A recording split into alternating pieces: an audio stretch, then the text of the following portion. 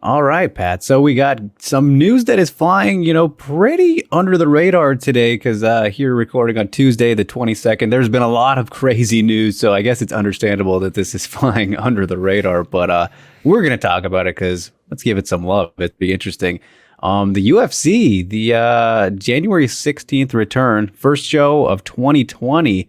Looks like it is planned, or they're trying to get on network television for the ABC channel. And then, the January 30th card has also been moved from schedule. I mean, just what do we make of this? It's very out of the blue, consider the ESPN deal in place and ABC of all places. I don't know if they've ever had fights before, so this is very interesting. Yeah, no, this is extremely interesting. And I can't recall ABC having fights. It's possible. But yeah, no, not to my recollection.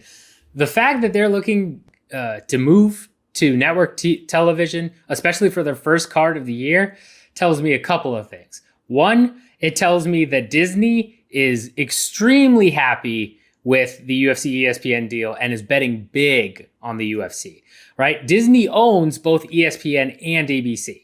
So it's essentially them saying, hey, you know what? We want to have a couple of fight cards on our flagship station because ABC obviously pulls in, especially as a network channel, way more viewers than ESPN does. It's akin to Fox in terms of what you can pull in with that. So it's a very, very big deal because this signals Disney saying, yes, we are all in on this partnership, and it goes beyond just ESPN executives. This rolls all the way up. So that's huge, in my opinion.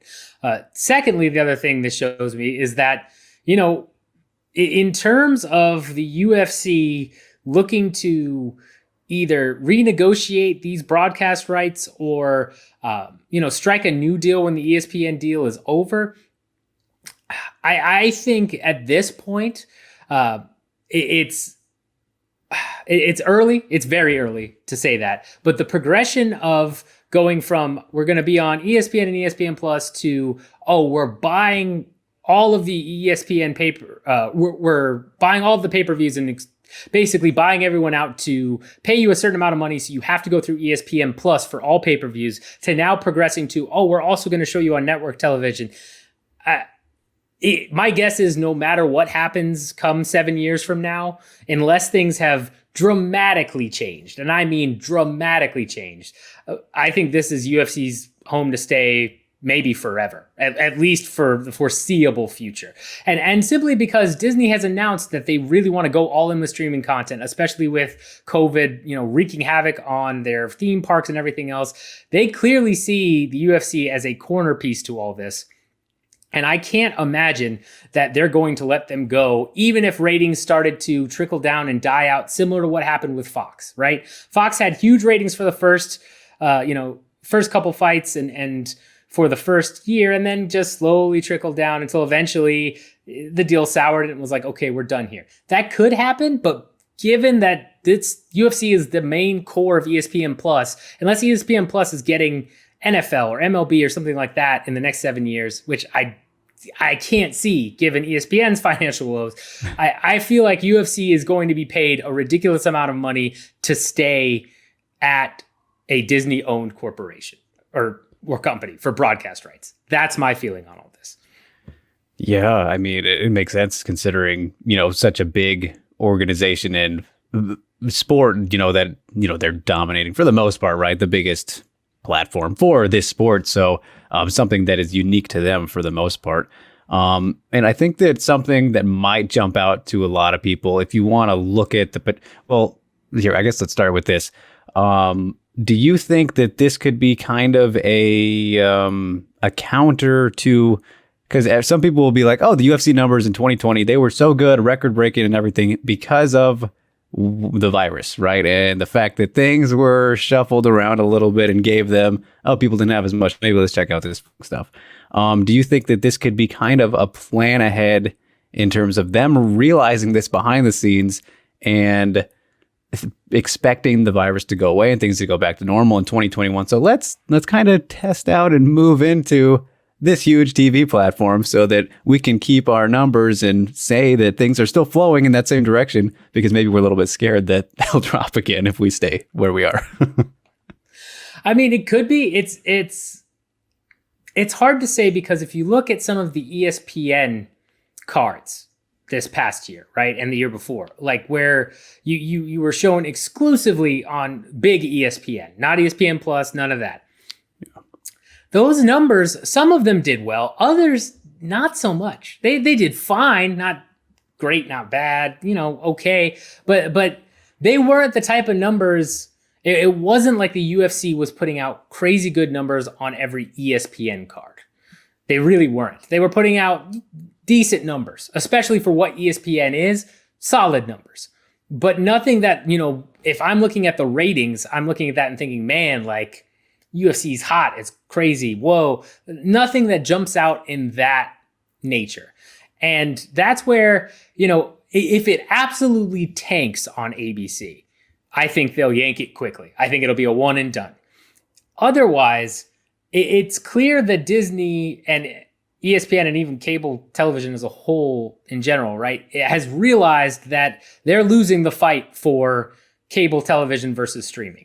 They understand that more and more, especially when you've got Amazon fighting for sports rights and, all these exclusive shows now being made by Netflix and all these different deals, Apple TV, you've got so many people entering the space and signing all these different deals. I think they realize that cable is on its way out. And Disney is trying to take advantage of that by presenting the UFC, seeing what they're doing on the back end is what I would imagine in terms of ESPN subscribership, right? ESPN subscribers have reached, or ESPN Plus, subscribers have reached very high levels. And obviously that first event with Henry Cejudo versus TJ Dillashaw,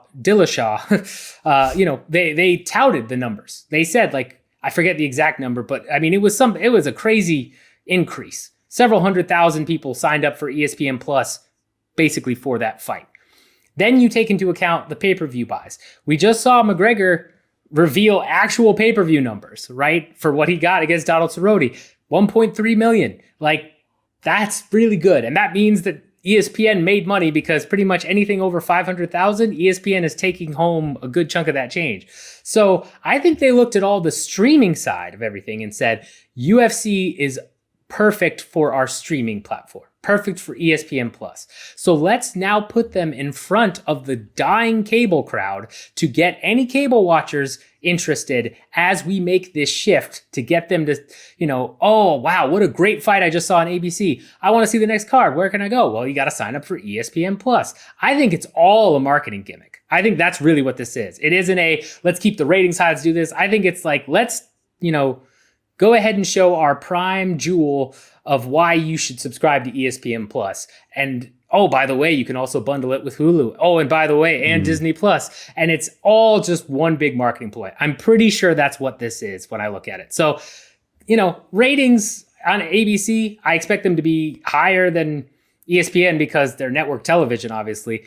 But unless they're like crazy low, like unless they're worse than FS1 or FS1 numbers, right? Yeah. Then I think you're probably in a position where, Disney and ESPN aren't going to care. And I can't imagine the numbers and ratings are going to be that bad for the UFC.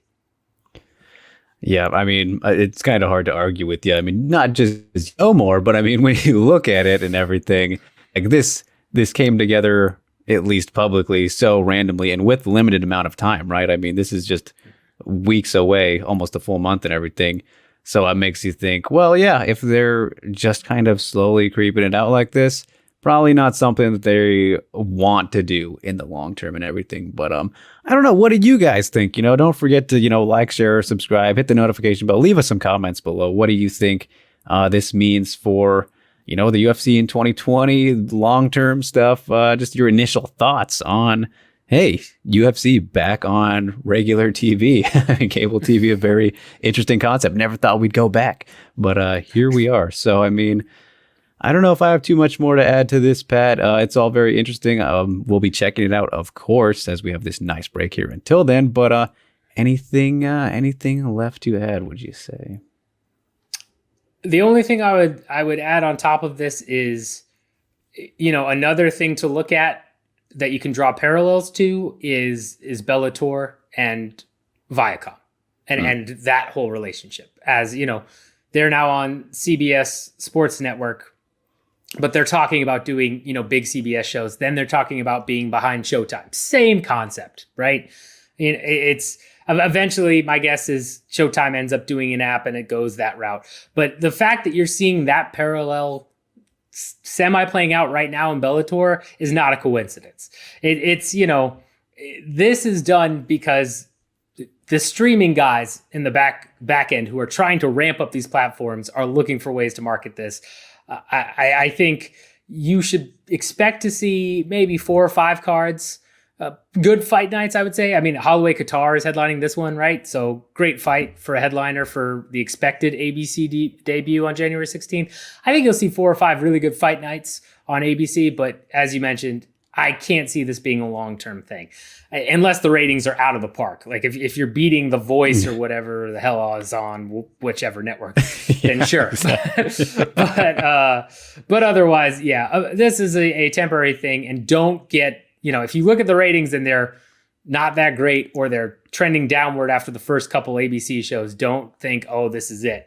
Because that's not what this relationship is about. This is a power move by Disney, and this means Disney is in love with the UFC right now. So, I mean, I know we were getting wrapped up here, but that made me think of just how, like, you presented something very interesting right there about how what these cards potentially could look like depending on how many they decide to do on ABC after what these initial couple that are already planned, right? Like how far along that they want to do this for. And just looking back at the Fox deal and the latter years, especially the last year, whichever one that won't even remember anymore, but the last year where they were on Fox and doing FS1 cards and what have you, like, not great quality. They were not the best of cards, especially on paper. Like, people complain a lot about cards all the time, but I mean, you look back at those and same story, wasn't great, and it seemed almost intentional, like they were putting they had to put them on. So hey, they're going on FS1 Fox. Do you think they employ the same strategy just because it's this network? We feel comfortable with what the outcome could be, or let's try and ramp it up. Learn from the mistakes, hopefully. Yeah, I mean, again, if this is what I suspect it to be as more of a marketing tool for ESPN Plus, you'd think even if the ratings are bad, they're still going to try and put on at least decent fight night cards, right? With Fox, it was clear Fox wanted something that was going to bring ratings in every week, whether it was on FS1 or big Fox shows. They wanted to boost ratings, and they cared about the ratings numbers. I don't think Disney cares at all about that, because again, if that was the case, right? If the UFC had somehow ended their relationship with ESPN and then signed a deal with ABC, then I would be worried about that. Then I would be like, okay, exclusive broadcast between UFC and ABC. Well, that means that deal is all about providing ABC ratings. But since the actual deal is with ESPN and it's all about ESPN Plus, and that still stays there regardless of what cards they show on ABC, that tells me that this is Disney, overlord, deciding that, I want to go ahead and use a different marketing channel for my ESPN Plus product. And that's what that is. So I would imagine even if the ratings get bad, they'd have to get downright abysmal. And even then, I think if they were abysmal, they would probably cancel the cards off of ABC and move it around because it's not the same type of deal. So I think they'll put good cards forward, at least good main events, co-mains, have some more exciting fighters there, simply because of the way this deal is structured. It's ABC is getting a, free show kind of thing on the weekend versus, when in between some bigger sports things, right? Rather than we've signed a deal with ABC. So I don't think the quality of the cards will get hurt too much if ratings go down. I don't see it. Right, right. Well, we'll just have to wait and see, I guess. So that's the exciting part. You guys don't forget, as I said, like, subscribe, share. If you haven't already, hit the notification bell so you never miss a new video. And you always get the live stream updates because we have plenty of those coming along in the future as well. The Ryzen 26 intermission show coming up for New Year's Eve. Pat and I will be there on the spot providing you all the entertainment for our likely long 1 hour episode because, New Year's Eve got to go big in all ways. So it'll be fun. Comment below. Give us your thoughts on this news about the ABC deal. One of the, or not deal, but, the ABC news. The one of the smaller news bits of the day as we get ready to close out 2020. And so I think we will leave you with that, you guys. Last words from you, Pat. If you have any. It's not an ABC deal. Don't listen to Drake. Right. Don't listen to me. I had to sneak in some fake news there.